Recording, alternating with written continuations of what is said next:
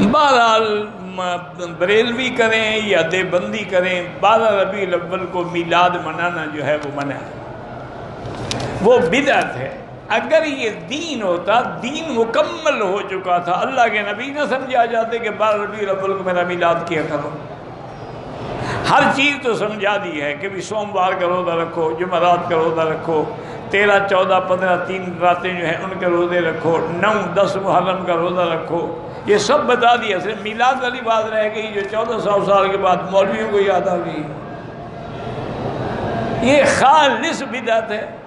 اب اصل بات یہ ہے کہ دیوبندی حضرات نے ایک سوچا کہ اگر ہم اس کا کوئی متبادل حل نہ تلاش کریں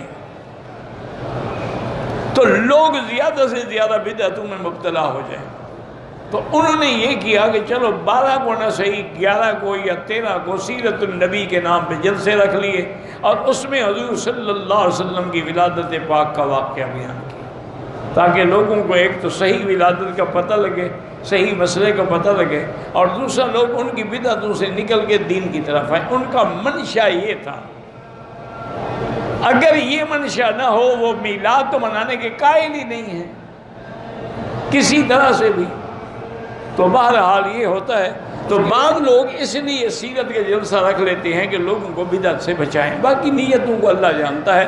مسئلہ یہ ہے کہ میلاد النبی منانا جو ہے وہ بدعت